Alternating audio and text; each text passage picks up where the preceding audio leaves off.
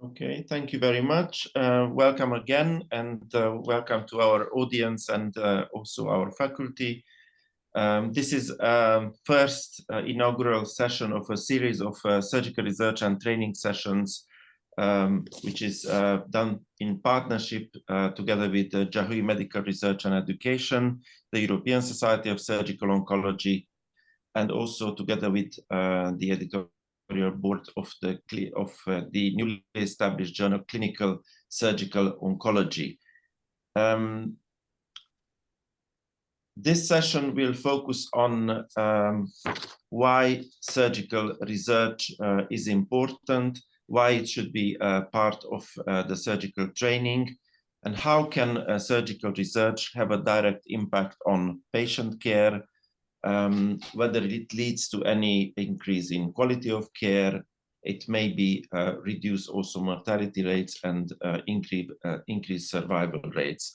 I would like to welcome the chairs of this meeting, Laura Lorenzon from Italy, from Gemelli Clinic, and also Henry Smith from Copenhagen. And I would like to hand over to them chairing this session and also the panel discussion following the presentations. Thank you. Thank you, Tibor. Thank you so much for the introduction.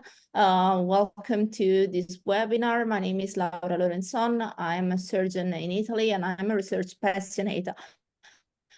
I had the honor of co-founding one of the activities that now ESSO is pursuing in Europe, which is the ASAC Research Academy, which is a research academy dedicated to the young surgeons and to connect the young surgeons all over Europe and all over the world. And my pleasure is to introduce my co-host and co-moderator, who is now one of the pillars of this academy, Dr. Henry Smith, who is training now in Copenhagen. Welcome to this meeting, Harry.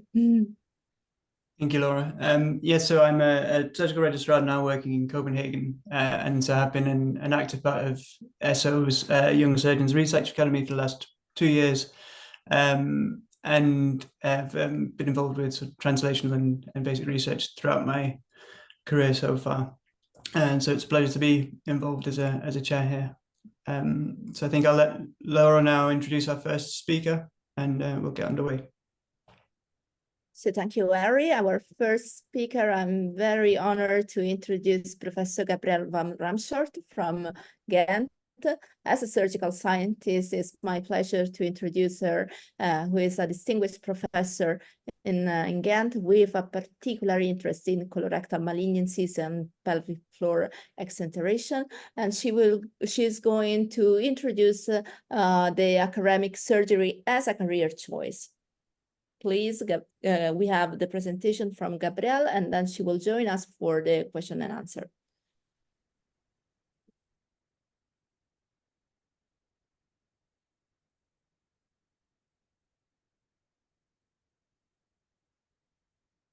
Academic surgeon does and what they are.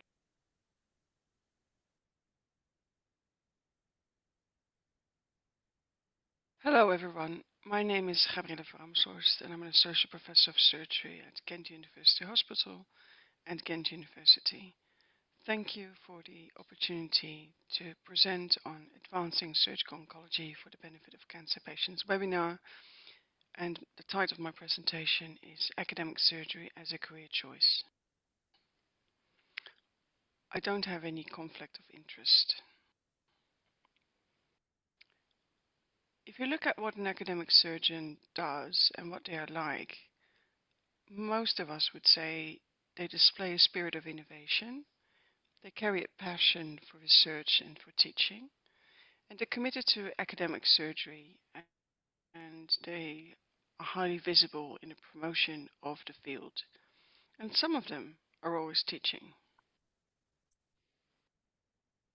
The JMED criteria show that academic careers still consist of different elements, such as being a collaborator, a communicator, a professional, a scholar, a health advocate, and a manager, and all this in conjunction with being a medical expert. So who is actually in academic surgery? Well, if we look at the leadership, because that's usually a good place to start, we can see from this data in the United States that at least for the United States academic general surgery programs, the leadership is not female, is not black, is not Hispanic, is not Asian or Pacific Islander. And this holds true over various roles such as the chair, the program director, and the associate program directors.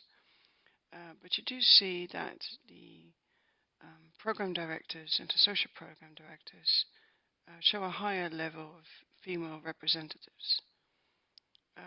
This also implies that for other fields than surgical oncology, it can be even more challenging, such as in transplant surgery, vascular surgery, and traumatology, although the data on, for instance, orthopedic surgery or neurosurgery are a bit worse. If you look at the ladder of academic progression, depending on the country or even the university where you practice or where you hold your roles, for instance, in the UK or in the US, you'd be called a lecturer and instructor. You'd qualify usually a couple of years after your PhD to then be promoted to assistant professor. And some of these universities have very strict criteria and others are less transparent. And to be promoted from assistant professor to associate professor usually takes another 5 years. And from associate professor to full professor can be 10 years or 15 years or indefinite, or it may never happen. What you do need in order to progress are different character traits, such as being a curious person, persevere, to have a passion, also combined as grit. You need to have stamina. This is a 24/7, commitment or role that you are engaged in. But you also need to have the support in a network, and this is support and network within your institution, but also external to your institution, internationally usual as well. If you look at these different pillars, as I said, some universities have quite clear and transparent criteria what you need to do in order to be eligible for academic promotion. And the University of Bristol discerned these 4 pillars, one of them being research, the other education, the third engagement and impact, and the final and fourth one leadership and citizenship. So research is, of course, to pursue knowledge and understanding. So looking at knowledge gaps, for instance, but also adding value to the discovery through the outcomes. And you can do this in a few examples that you can do even if you're still a fellow or you're still in training, is to publish papers, usually as a team, presenting the results at conferences. But you could also help to supervise student research projects and engage in grant writing. For instance, you could help to write certain aspect of these grants or follow courses to learn how to do this. In terms of education, of course, being an academic means that you engage actively in teaching, but you could also do this at a teaching hospital, or even a non-teaching hospital if you have medical students instead of registrars. But in order to develop a more leadership role in education, you could be involved in tutoring, developing course materials or revising those, and even follow some didactic courses yourself so that you learn how to address the students and how you can help them to actually learn. In terms of engagement and impact, this is mostly outside the university, so exchanging knowledge with the broader community. And this could be in international collaboratives, this could be in societies. You could help to gather data for collaborative programs. You could also think about outreach programs that are visited or organized by the university, maybe involving a cancer center. And you could also think about engaging, collaborating through media, and then social media in particular. Finally, for leadership and citizenship, this is actually showing that you are a good institutional citizen. And there are always committees and services that need to be offered. For instance, leading a tumor working group, or helping out in the leadership of the outpatient clinic, or being on blood bank committees, which is usually a bit of dull stuff, but it does need doing, and these are the things that form the skeleton of an institution and that keeps it running. Or developing care paths might also be a nice way to be engaged, also with nurses and nurse leadership. But it's also about fostering an inclusive environment and being a role model. And that means that you need to show that you're a good colleague and you're supportive and you promote inclusion. And that could also be by organizing a staff dinner, or an OR karaoke night. And these are all important. There are some special thoughts I'd like to share with you in data about female representation in academic surgery, but you could also see this as broader, as underrepresented minorities, although some of the data are a bit scarcer for underrepresented minorities.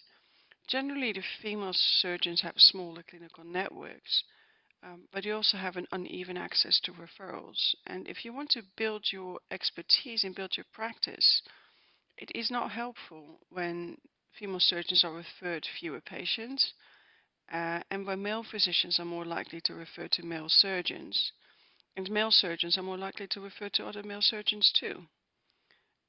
So if you think about how you may or may not be able to help a female colleague that's building her practice, it's also by referring her new patients.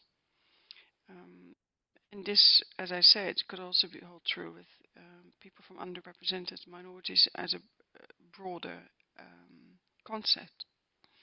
But this has a danger that females have a less specialized, less focused clinical practice, and that they end up doing cases that are not paid as well as the more complex cases. And this is data from Japan, showing that whilst females and males tend to do about the same number of operations per surgeon per year for instance, appendectomy, disparities arise when you look at right hemicolectomy data, with far fewer of the operations per surgeon being performed by females, and even fewer for lower anterior resection. And this increases a snowballing effect. There's also a Ghent gap, an industry gap, and this is difficult because one of the pillars of research is how much grant money that you're able to bring in. And the Australians found that men were disproportionately awarded more grants than women, with 95 million access in funding. And if you look at industry payments, there's that male colorectal surgeons, for instance, received over 3 times the amount in industry payments as compared to female colorectal surgeons. So this is a problem in the advancement of your academic practice. The Matthew effect describes the snowballing principle. Robert, hallo, Entschuldigung. Once you have success, you breed even more success, and which leads to an increase in the gap. Aber ich bin nämlich noch gar nicht im Dienst und ich habe nur noch die Videokonferenz, deswegen wollte ich eigentlich auf lautlos drücken und habe aus Versehen auf. Ist das jetzt was ganz Wichtiges oder?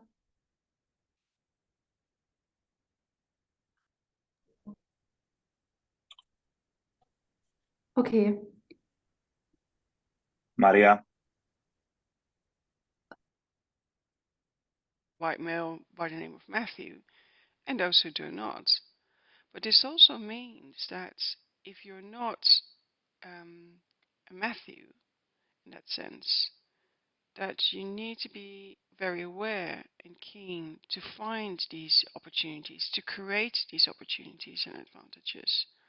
So a Matthew should learn how to say no earlier than someone who's at disadvantage and who is not presented with these advantages from the beginning.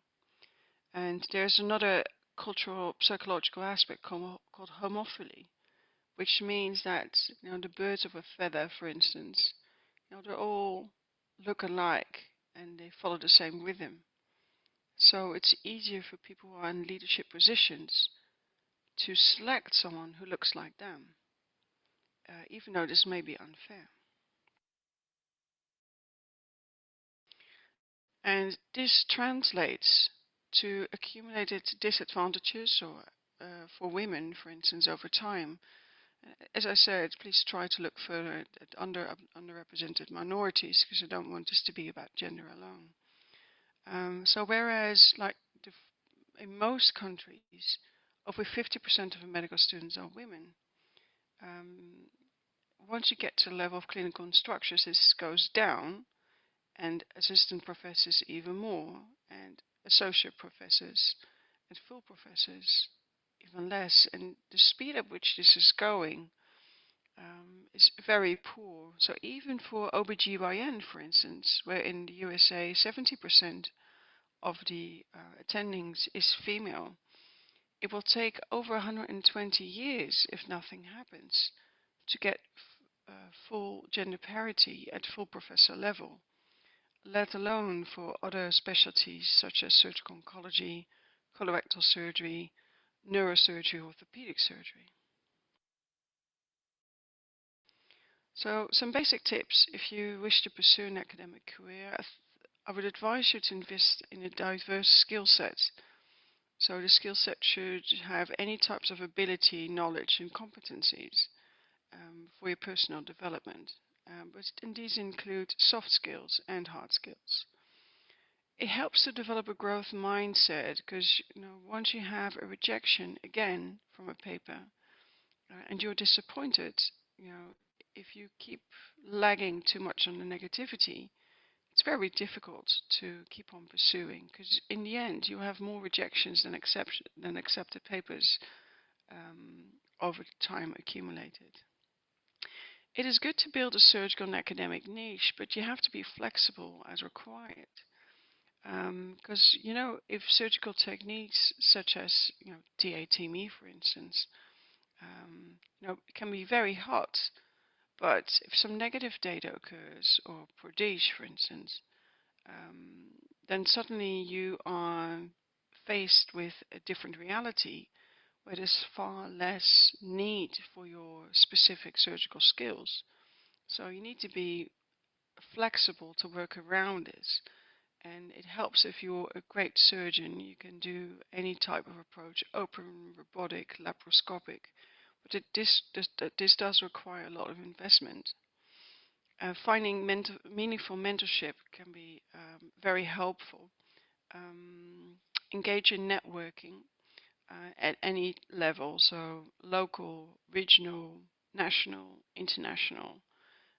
As long as people know that you're about and that you're serious, and if you commit to something, you can finish it within the right time frame, and you deliver good quality, you will make a name for yourself as someone who's trustworthy.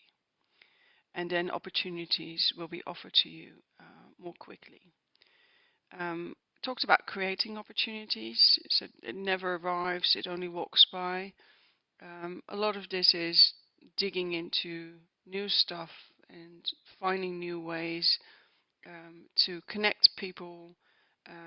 And as long as you're doing this to improve teaching or to improve the quality of care for patients, that is an immediate reward in itself. So it never hurts to invest in those types of opportunities. And then again, choose wisely. Because if you end up with the wrong, between brackets, chair, the wrong group of colleagues, the wrong institution, the wrong toxic working culture, you know, this will take its toll on you, and it will be difficult for people to retain you in that type of environment. So choose to work somewhere where you're appreciated for who you are, for your professionalism, and where there actually are opportunities for growth. Thank you for attention and for your support.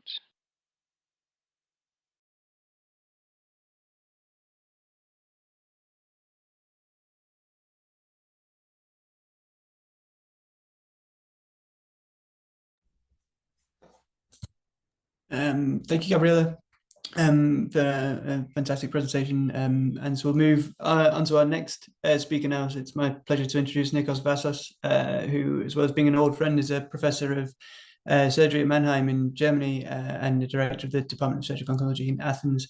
He's also very much involved in ESSO's research activities. So Nikolaos, if you are ready.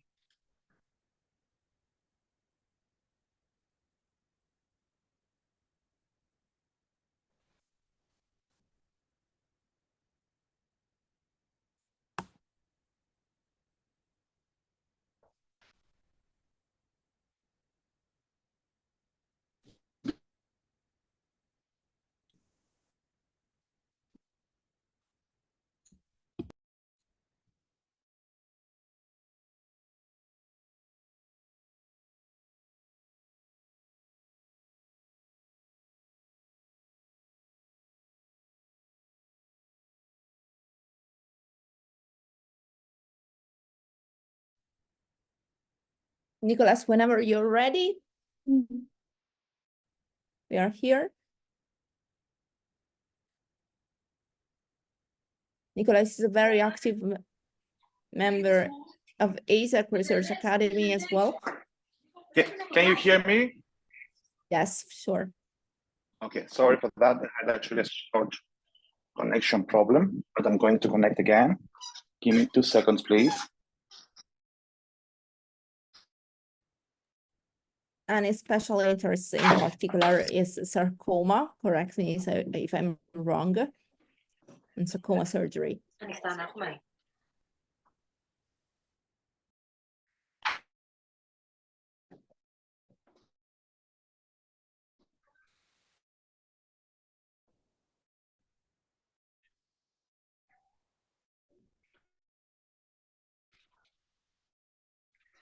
In the meantime, we are setting up.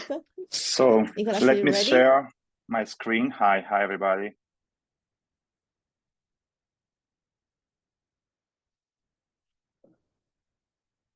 So can you see my full screen? Yeah.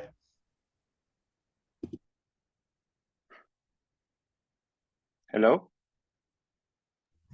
Yeah, we can see you, Nikolaos. Perfectly.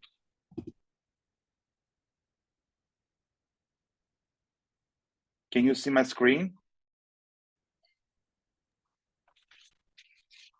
Okay, great. So thanks everybody for being here with us today. I would like to thank ESSO and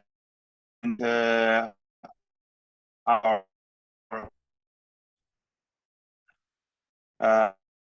chair committee, Tibor, Laura, and Henry for the kind introduction and for organizing this nice meeting. My talk of my presentation is placements during surgical training. As Vassos in Germany.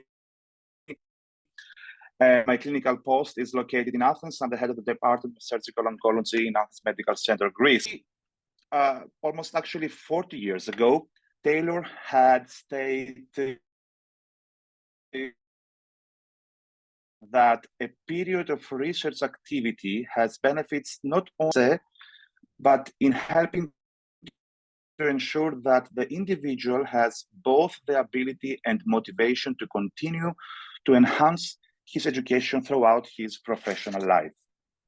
And since then, there has been a realization that continued research and education remain pivotal to the development of surgical trainees.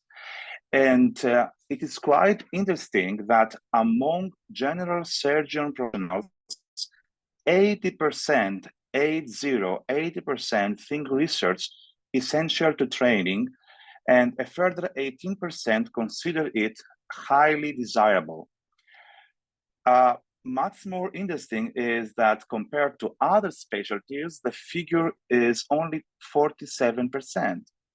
So as we already heard from Gabrielle, surgical training is a multifaceted process which actually produce or has to produce not only a good physician or a good technician, but also a good communicator, a good scholar, a good health advocate, a good professional, which is actually of benefit both to trainee and to the healthcare system. However, although resident research is a key component of the surgical education process, the specific components of training residents to perform research are not that in which training is an important subject for debate. There are some barriers which exist in residency and hospital climates, research curriculum.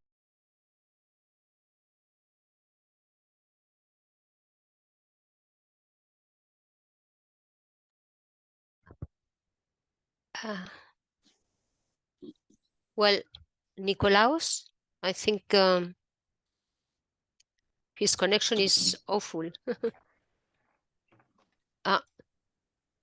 Yes. Let's skip with the next presentation then, and I will follow you in some minutes again. Okay.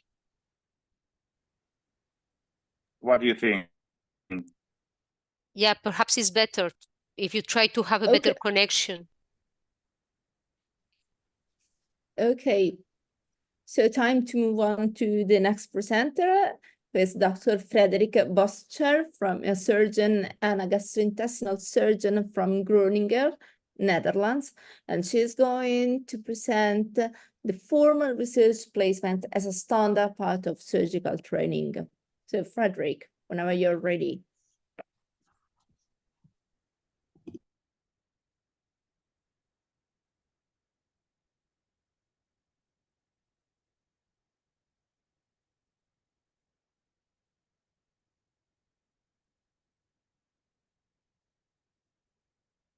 We see the screen, but we can't hear you. Frederiek? Yes. Okay. Thank you for the introduction. I was asked to do a talk about formal research placements as a standard part of surgical training. It's not going to the next slide. 1 second.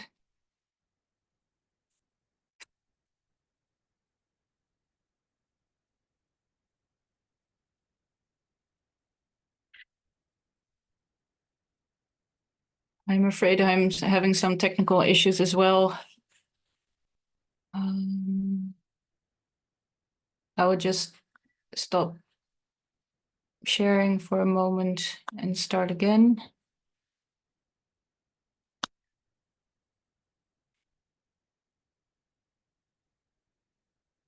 I hope this one works better.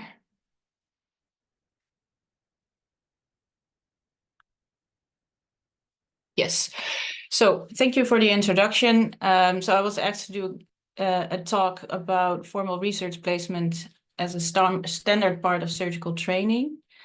I have no disclosures. So formal research placements, I think I was asked to sketch the situation as it is in the Netherlands, because many people in the Netherlands are given the opportunity to have a certain period of time to do research as a full-time job, as many people in other countries don't get this opportunity. So an academic career in the Netherlands, of course, starts with a medical study, which has a theoretical part and a practical part with rotations or internships, how you want to call it. And I think every faculty in the Netherlands, there are 8, also has a research elective that is mandatory during the training, and it is a part of the master's program of the study. After you finish your studies, you are an MD, and many people will first get some working experience in a position that you are not in training to become a medical specialist, to get more experience within the field, and people will be able to choose within what medical specialty they want to continue their career. Many people will do research at a certain point in their career. It is not mandatory, but many people will do research. And at a certain point, everybody will start their training to become a medical specialist or a general physician. To be admitted to the training to become a medical specialist depends on what kind of specialty, but it can be very competitive. So it is important to have a strong CV and try to do things that other people don't do to have more opportunity to be admitted to the training. Of course, after you do research, you can get your PhD, and you can continue your research in a postdoc position. You can even grow to become a professor, as Gabrielle also talked about. But I think most people will just continue their career as a medical specialist and do some research projects just aside to their clinical work. So possibilities to do research, I think there are multiple possibilities. Not many people will do research as a standard part of their surgical training, but there are multiple possibilities that are offered by the medical faculties or are available within the surgical departments. Some faculties in the Netherlands offer a MD-PhD program, and that means that you do your PhD during your medical studies. I think most people will do a formal PhD position or do research in their own time. And only few people will do a PhD as part of a surgical training. That is quite rare, and only few faculties will offer such a program. So when you do an MD-PhD, as I said, it means you do your PhD already during your medical studies. So it's a program that is partially financed by the faculty. Not every university offers such a program, but the university I worked at the past few years offered such programs. You do the research during the master's part of the medical study. There's money to get a 2-year full-time salary. So your medical study will last 8 years instead of 6 years. And part of the research is also funded by the medical faculty, but of course most research will cost more money. So your supervisor, the professor, needs to find grants to fund the rest of your research, or you have to apply for them yourself. It is not very easy to get admitted to such a program. There's a strict selection process, and you have to start preparing quite early during your studies if you want to be eligible. One of the criteria is that you already have to have at least one single author publication on the subject to be able to apply. You have to know quite early during your study that you want to do such a program. When you want to do a formal PhD, you apply with a professor, and often the professor has an idea or has money or a project that is already started by someone else, and you can join the project, or you can build the project yourself. The professor often has a grant, or you have to apply for grants yourself. But it gives you an opportunity to get a certain period of time to do research full time. Often it will take about 2 to 4 years. And after you continue your career more clinically. And most people will do such a period before they start their surgical training or training for any other medical specialty.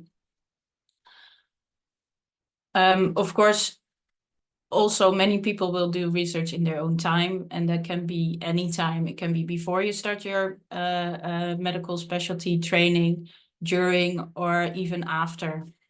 And you won't get any funding or any salary for it. Many people will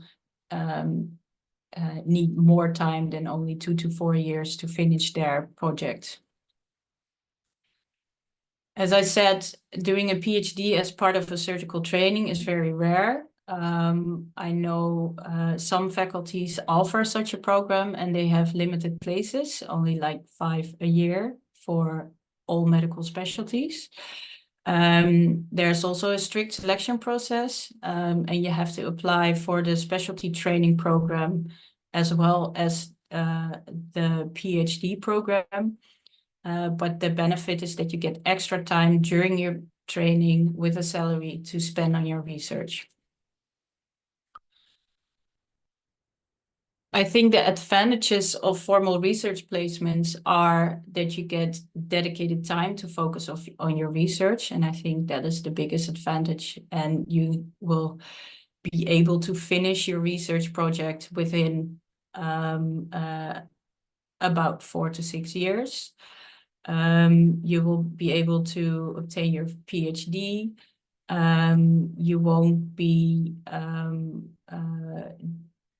having to multitask between clinical tasks and research. So that's the biggest advantage of a formal research placement. Another advantage is that you start doing research early in your career. You will be able to build a strong CV, and in the future you will get more career opportunities than people that didn't do any research. You will get time to focus on your specialty training when you have finished your research project. And it is easier to continue research in the same or maybe a different field after you have finished your research project of your PhD. I think the biggest disadvantage of a formal research placement is that you have an early research career. Many people who start doing their research are still very young and unexperienced. They don't have much clinical experience to link their research to. So it will be harder for them to come up with new ideas. They will be dependent on their supervisors for ideas of their research. They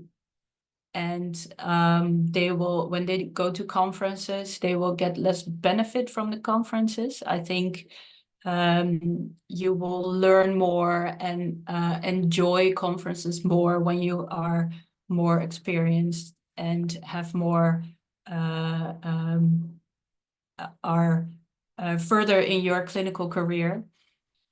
The pitfall is that many people will use research or obtaining their PhD only for career benefits because they think you need it on your CV to be admitted to the training program. And after they have ticked the box, they will quit research and never do it again. And one of the pitfalls is the earlier you start research, maybe you don't know what you want to become later in your career, what kind of medical specialist, and you can start doing research or even do your PhD in a different field than what you become later on. And I think it is it can be an advantage that you become a specialist, an expert in a certain field, and you can use it in your later career. So my personal experience is I did my study. I had some clinical working experience in a position not in training to become a medical specialist. Then I got the opportunity to get some time to do full-time research for about 1 year. And after I started my surgical training, I got admitted to the program and I finished my PhD during the first year of the training. So my advice to everyone will be try to get dedicated time at some point in your career, maybe before your surgical training, during or after. But I think it's more fun to have at least some clinical experience so you can link your research to the things you come up to in your clinical daily work. Do a project you like and understand and relate to your clinical experience. And I think doing research is most important, and getting your PhD degree is not mandatory. It has advantages, but when everybody gets their PhD, it's not very special anymore. And I think it's very important to do research to contribute to your own profession, because we do a profession that is based on research and knowledge that is grown by research. So it's important to contribute to your own profession. So that was what I had to say. Thank you for your attention.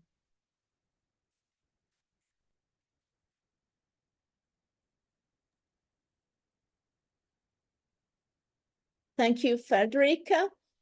Do we want to try one more with the presentation of Nikolaos? Yes, for sure. I truly apologize for that. I have been now reconnected. Hope is everything fine?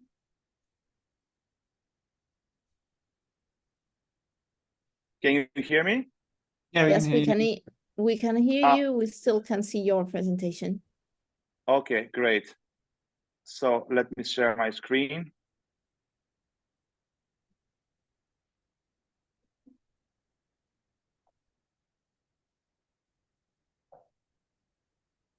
Okay, great. So the topic of my presentation is the timing of research placements during surgical training. Already almost 40 years ago, Taylor had stated that a period of research activity has benefits not only in contributing to surgical science and knowledge per se, but in helping to ensure that the individual has both the ability and motivation to continue to enhance his education throughout his professional life. Since then, there has been a realization that continued research and education remain pivotal to the development of surgical trainees. And it's quite interesting that among the general surgeons professionals, 80% 80% think research essential to training, and a further 18% considered it highly desirable. The figure among other specialties is much lower. And we have already heard that the surgical training is a multifaceted process, which actually has to produce not only a good physician, a good technician, but also a good communicator, a good scholar, a good health advocate, and at the end of the day, a good professional, which is of benefit both to trainee and to the healthcare system. However, although we do realize that resident research is a key component of the surgical education process, the specific components of training residents to perform research are not well defined. And even the way in which research during surgical training is organized is still a subject for debate. Why that? Because there are a lot of barriers existing in the current residency and hospital climates, like lack of surgical resident research curricula, lack of dedicated time, and even lack of financial support for resident research, limited resident access to research support services, increasing time needed to receive institutional review board approval, and of course, clinical pressures of increasingly busy clinical services. One of the most crucial issues has to do with the time and the duration of research. And regarding timing, it's still a big issue, which is actually the proper time, which is actually the positioning of research throughout the surgical training scene, between foundation or after foundation, between the core training or and between the core and the higher training blocks, or within academic foundation programs. There is no clear answer about that. The stage of surgical training for research to be undertaken should be flexible and depends on the facilities and funding available, of course, but also on the planned career pathway on the individual, which is based on his personal needs, on his priorities, and on his perspectives. And what do we mean when we say needs, priorities, and perspectives? Of course, it's important to clarify what kind or what type of research do we want, or which actually should be the content of research, like basic research, methodology, other measure outcomes like publications, formal qualifications, master, PhD, clinical trials, or lab research. Another factor which is important is the interest in academic medicine of the individual, and of course, the perspective of having an academic surgeon career. So we do understand there are so many factors and parameters which have to be considered.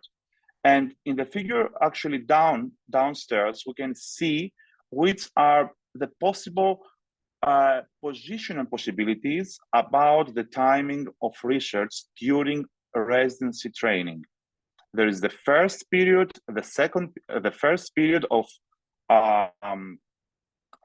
basic training, the second period of advanced surgical training, and the third period even after the completion of the surgical training. I think that the common trunk plays a very important role. The common trunk of training unites all surgeons. It's actually, as you can see in the picture, in the center of this slice of orange. And if we need some examples of of European countries or even from US, of course, for example, in Germany, already in 2004, the concept of common trunk was already established. So in these cases, having undertaken a common trunk of training, which includes emergency, ICU, ward, and outpatient clinic, surgeons after that concentrate on the specialty of surgery which they have chosen, like general surgery, visceral surgery, vascular, thoracic, pediatric, plastic, and cardiac. So we do believe that this critical chronicle point is very decisive for the individual regarding his decision when he's going to perform actually his research. You see here the typical clinical academic training pathway. Of course, there are a lot of research opportunities during the medical studies. After completion of the studies, of the medical studies, there is always the opportunity to attend a foundation program. But even after that, during the surgical training, we do have the academic clinical fellow and the clinical lecture, which is also actually mostly performed during the last years of training. So having completed this clinical lectureship, the individual gets a certificate of completion of training, a CCT, and then he can even go forward to apply for an academic position if he wants to. The question is, what kind of individuals do prefer a research internship early, and what type of trainees do prefer a research internship late? So actually there is no study about that, even on a retrospective basis. There is only a survey among medical students in terms of when they do want to have a research approach during the studies before or after clerkships. If we want to use that as a baseline to make our comments for the surgical training, we can say that the trainees who perform their research internship early more often choose for an extended research internship or an internship abroad. And this willingness to spend more time on the research internship might be indicative of an intrinsic motivation to perform research. On the other side, trainees who perform their research internship late more often want to perform the research in line with their future specialization. And as they do not know their preferred specialization at the start of their training or even after the common trunk, they prefer to postpone the research internship. And the reason is related to their career choice and based on an extrinsic regulation for research.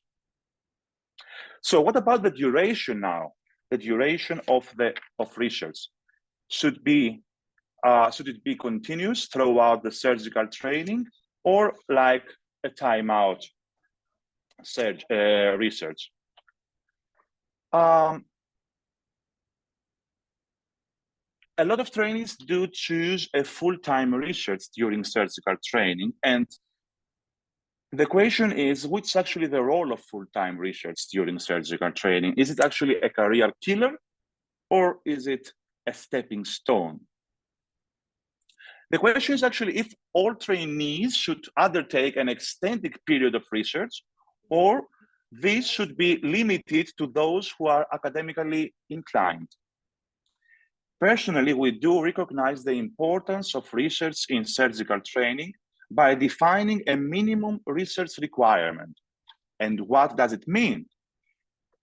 A pre-approved part-time research project which can potentially lead to a publication or even presentation at the national or international meetings, together with other sessions during the clinical practice in terms of, as you can see here, in terms of writing club, journal club, information sessions, or social hours. Beyond meeting this minimum requirement, some trainees choose to undertake a period of more intensive full-time research towards a higher degree. And while there is no doubt that this can be a really rewarding experience, the decision, however, to stop clinical work can be difficult for the trainee. Of course, there are some benefits and drawbacks. The benefits, of course, of full-time research include critical analysis, scientific writing, presentation skills, research methods, knowledge, exposure, competitiveness, time away from clinical work, because some trainees do want to have a non-stressful period away from the clinical practice. But on the other side, we have some contrasts. Full-time research prolongs training, navigates bureaucracy. The perception of the surgical community is also an issue. The remuneration, and of course, the decay in technical skill, which is actually a fear for many trainees, that a reduction in operating time while undertaking research may affect their technical skills, their technical abilities. However, I do want to mention again the perception of the surgical community, because all surgeons, we do know that there is a surgical idiom which is not infrequently used in the operating room, and which is that a lot of surgeons used to say, or still say, those who cannot operate teach, and those who cannot teach do research.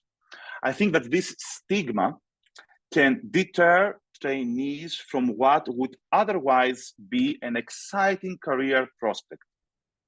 This is why personally, I believe that a period of full-time research provides a level of expertise in this area that cannot be achieved by other means.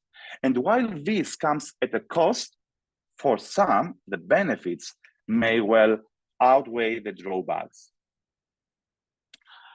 I'm closing my presentation just presenting the German Cancer Research Center, the so-called DKFZ in Heidelberg, which belongs to the leading cancer research centers worldwide and commits itself to strengthening the research profile of clinicians, scientists. There are fellowships, clinician scientist fellowships, which are offered to physicians who are at the early stage of career, who are performing the specialization, and who wish to enhance the careers by gaining research experience. You see the typical timeline, where we can see that there are 2 years. These fellowships contracts do offer a duration of 2 years, 100% of funding, which can be even extended for 4 years. And after that, phase 3 includes the individual transition phase for full-time research to clinical work. I just wanted to finish my presentation with the words of some clinician scientists who are performing research in Heidelberg. And I think because our audience, a big part of our audience comes from China, from University of Shanghai, I think that San Li is actually a typical and a really great example of clinician scientists. San Li was telling to us, "My name is San Li, and I was trained as a medical oncologist in China. I joined the DKFZ as an international clinician scientist fellow to work on a research project in translational oncology." And of course, everybody can be accepted.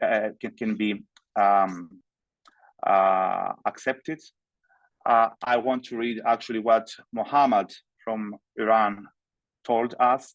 As a trained clinical surgeon, he used to be actually in my to work as a resident in our department of surgery. As a trained clinical surgeon, already during my first clinical internship, I had to see the horrendous fate of patients who suffered from advanced cancerous diseases. This motivated me to focus my career on the improvement of clinical cancer care. There are a lot of such examples, and as you can see, there are a lot of arguments in favor of that. And I'm closing actually my presentation with what Arnold 1992 already wrote. In surgery and in research, there are many right ways to end. There are also many wrong ways. One way, which is usually wrong, is to insist that there is only one right way. Thank you so much for your attention, and I'm more than happy to answer any further questions. Thank you so much.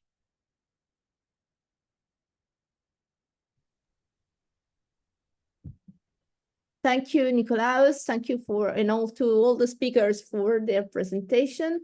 I think we have time now for discussion, and it will be my pleasure to invite first for the first comment to the Chinese professors Wanlin and Feitan. Sorry for the spelling. If they are connected, I will really kindly invite them to have their feedback on this presentation. Hello, everybody. I'm Jin Li from Shanghai Jiahui International Hospital. Nice to see you here. And I listened to the three presenters describing the clinical research and the surgical career. You know, I actually had my study, a medical study, finished in Shanghai, and I moved to Germany for 25 years and back now in China. So I know both systems. Things change a lot, you know, that in China, we have usually for the surgical training, you have two ways to go. So one way is you spend 5 years in university, 2 years for a master's degree, then 3 years for a doctor title. You have MD. But this MD, when I compare to the European degree, is actually a PhD degree. So usually, if you're after 10 years, you have a PhD degree, then you start your surgical training. So now in large city in China, if you don't have a doctor degree, you have never chance to work as a surgeon in the university. So this is actually you have to do that, and to have become a member of a famous center that have a lot of patients. You can catch up surgical training within several years. Then this is a reality now in China. The second approach is you finish 5 years medical university, you become a surgeon in a small hospital. Then later on, you try to find a master or in the university to become a fellow of him or her and to do the doctor's thesis. Then you spend another 2 + 3 years to finish the surgical research training. Then you can become a member of this team, and you have the privilege to start to continue your clinical research and surgical training. So these two ways is the only way, though I think is anyhow you have to finish the research that become a good surgeon. There's no other way in China. So this is a little different from what I spend my time in Germany, and so this is very individually depending on my own. In China, you have to work in a team. Otherwise, you cannot continue your research work. You cannot become a famous surgeon, or you have your fellows. So I think this is what I can say that from my view. probably I know there's another Chinese professors, and I don't know what his opinion.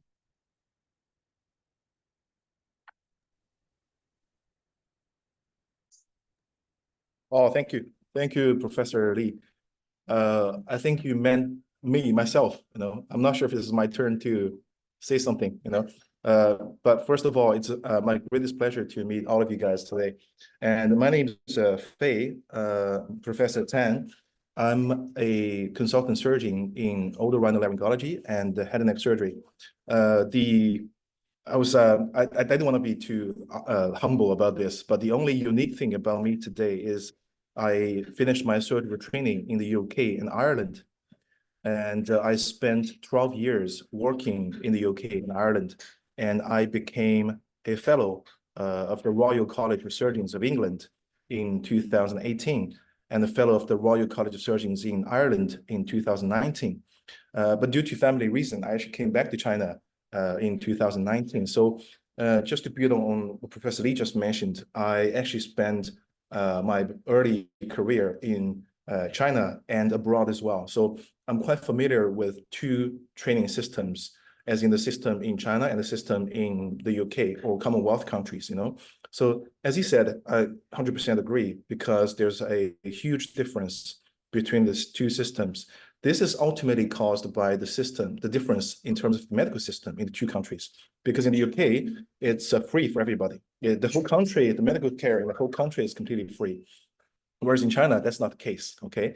That's number one. Number two, the training path in the UK is much longer compared to the training path in China. And their training system or program is much more formal and well-organized, whereas in China, you pretty much spend your time as an apprentice, If you happen to have good shifu, then you're lucky enough, okay? And it's going to teach you everything, how to make a tie, how to take out a tonsil, how to cure a nasopharyngeal carcinoma. But if you're not lucky enough, or you made some enemies in the team, then you're screwed.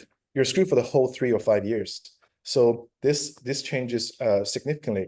Whereas in the training system in the UK, it's very justified, it's very fair, because you are not taken up by the individual hospitals. You're basically enrolled by the College of Surgeons. And the College of Surgeons send you to different hospitals and make it into a kind of a rotation, And in every hospital, in every teaching hospital, the consultants over there, they are obliged, they have responsibility to teach you well. In other words, if you finish your 6 months training over there without performing enough numbers of surgeries, then not only yourself will be punished, your consultant teacher will also be punished, So I think that's one of the motivations to have good surgical teaching in the UK system. That's number one. Number two, about the research, having a great number of SCI original articles in China is crucial if you want to progress well in your career, So in the Chinese hospitals, they don't really count the number of your surgeries you do. They also count very significantly about number of papers you have, and also they quantify the impact factors of the paper you published. So for those surgeons who are excellent at doing surgeries, but without any SCI papers, they could not progress well under this system, So this is something really sad about the Chinese system, I think it's something that we have to improve. And this takes probably about 1 or 2 generations to improve ultimately. So lastly, my personal perspective is that during your training system, doesn't matter it's in China or in the UK or in other countries or in Germany, it is very worthwhile taking 1 year off just to do full-time research. I 100% support this, because during that year, you can familiarize yourself with basic laboratory skills as well as clinical research, because research can be divided into clinical research and basic science research. You need to know both. I believe if you're a surgeon, that means you're smart. Then you should be smart enough to learn to quickly grasp or master the research skills too. As time progresses, as the surgical field or society improves, being able to do surgery alone is not enough. You have to do good surgeries. You have to perform excellent operations, and also you have to do excellent research, publish really good papers. That way you can be a well-rounded surgeon. That is the standard for a modern surgeon. That's my personal view. Okay, thank you, guys. Thank you. I feel some kind in the middle geographically and culturally, because in Italy we have half of the drawbacks and half of the positive things, so it's half and half. But I think one common tract among all the presentation and all the speakers is that research requires time, so sometimes to have productive time is an issue, and but it's a well-deserved time to increase in our career, in our but also in our interests, because we have time to focus more on what we really like. And so the first question will be for Gabrielle, if it's online, because I think the first question for panel discussion is very much in line with what she presented. And to have her opinion on how does clinical research training enhances surgical outcomes and the quality of patient care provided by the surgeons. Do you have a comment on that? Yeah, thank you for that question, and for inviting me to the webinar. And I congratulate all the speakers on their very interesting presentations and the comments made from China. So I think relevant research starts with a problem that you face in clinic. And that's whether you don't know what type of medicine to give to a patient, or you don't know how to solve a certain clinical problem. And that can lead to an entire research line by, for instance, first performing a systematic review, then looking at a retrospective cohort and looking at a prospective cohort, leading maybe to a randomized controlled trial. And if you disseminate those results properly, and there's a high uptake from participating centers who take those results seriously as well, it may eventually lead to uptake in guidelines and change of practice nationally and internationally.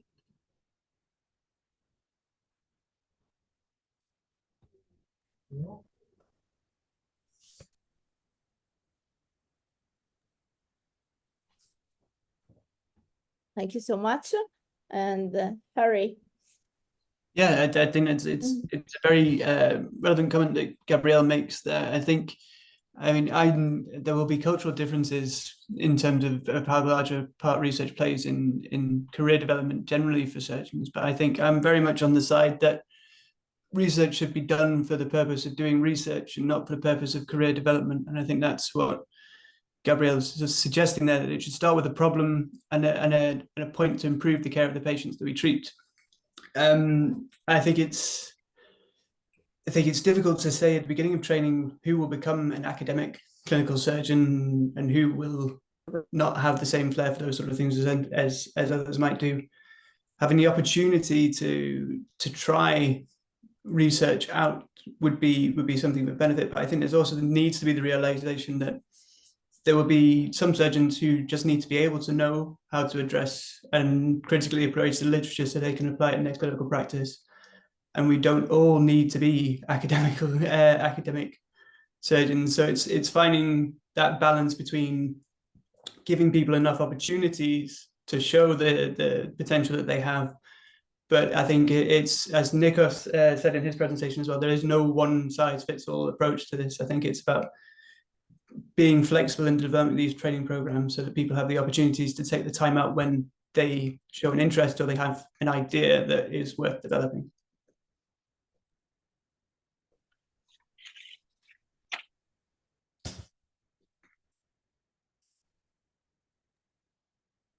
Yeah.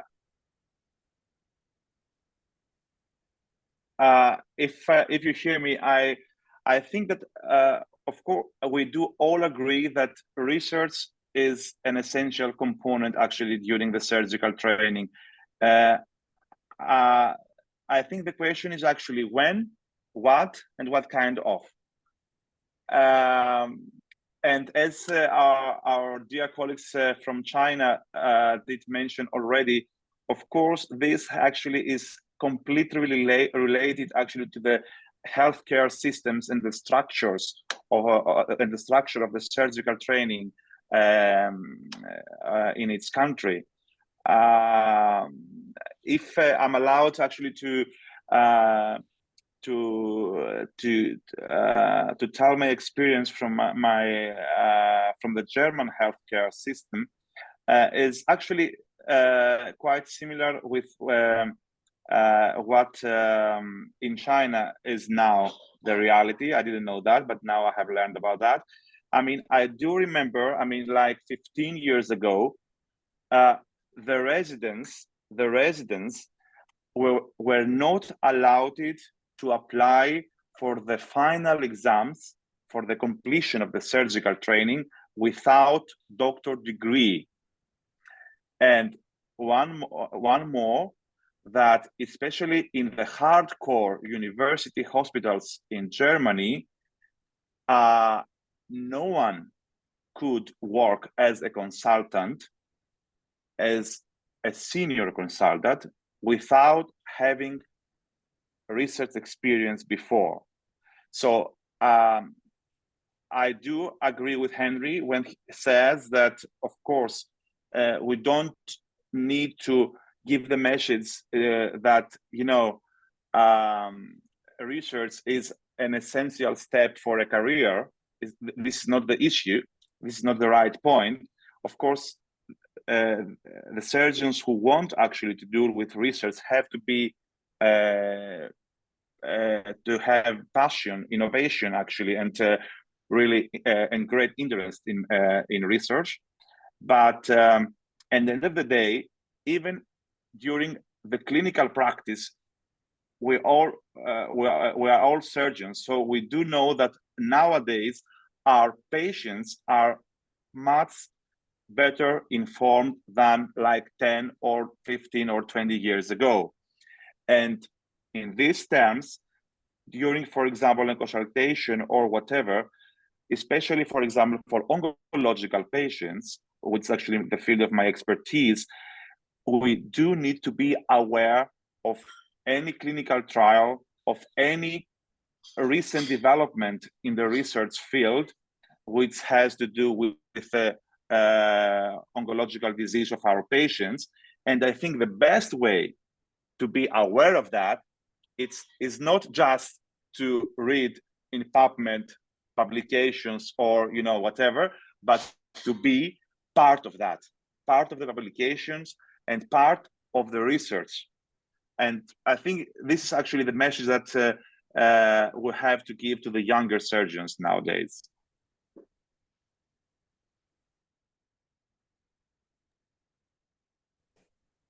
So, thank you so much. Does April have some comments or questions from the audience through the other platform?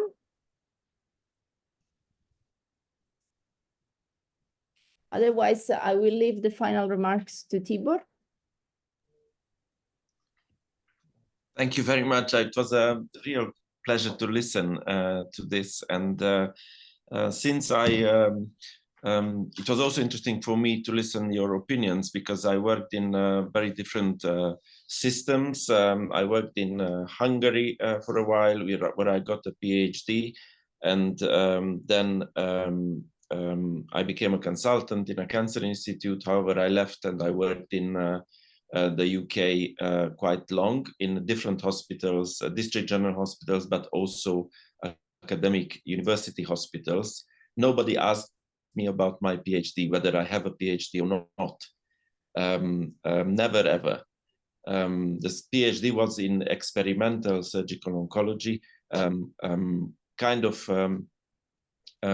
I have not really practically benefited. Of course, I benefited in other ways, but not in my other career-related issues. Of course, it taught me research and how can I utilize science in my everyday work. So that was maybe the benefit for me. And then in the last few years, which I spent about 2.5 years in China. I've seen exactly what my Chinese colleagues were mentioning here, that in university hospitals, you cannot have any kind of job if you do not have an academic degree. And I would 100% agree with what Henk said, that not everyone has to be involved in academic research. You have to combine in a unit. You can have colleagues who are very good surgeons, focusing more on clinical activity, and of course you have the more academic colleagues, and they can form a very good team, a very good match between mixing up different qualities and different expertise. And I think there is quite a lot more to talk about on this topic, but we kind of ended this session, a webinar on surgical research between JMED, ESSO, and clinical surgical oncology. And I would like to thank you all for your participation, and hopefully we will have successful, interesting further events, webinars as part of this series. Thank you very much.